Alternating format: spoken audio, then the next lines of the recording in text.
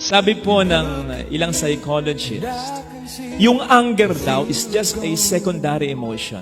Ang ibig sabihin nun, kapag tayo nasaktan, yun yung una nating nararamdaman. Tayo ay nasaktan, tayo ay na-hurt, there is pain. Yung anger daw is just a secondary emotion to cover that pain, to cope up with that hurt. So parang defense mechanism.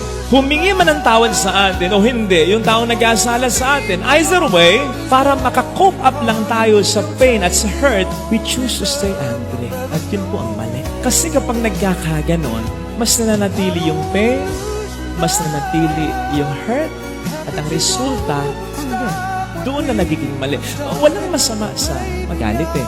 Pero yung alagaan mo, susugan mo, panatilihin mo, doon na nagkakasala ang tao. So, nasa choice talaga natin eh. Yung pagkatanim ng galit, ito ay activity ng ating isip. Kasi yung masaktan tayo, tulad ng ibang sakit o pain, mawawala at mawawala eh. O sino ba dito ang namatayan na ng taong pinakamamahal niya? Napakasakit nun. Pero nawawala din naman at nababawasan paglipas ng panahon. So, ganun din yung pain ng ginawa sa ating kasalanan. Mawawala yan. Or at least, kahit pa paano mababawasan o gagaan.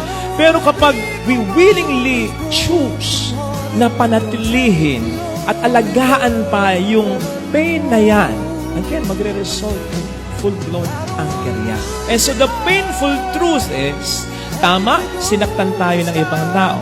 Pero ang patuloy na sumasakit at nananakit sa ating sarili ay tayo mismo. Sabi nga, the first victim of unforgiveness is not the one needing or asking forgiveness, but we who refuse forgiveness.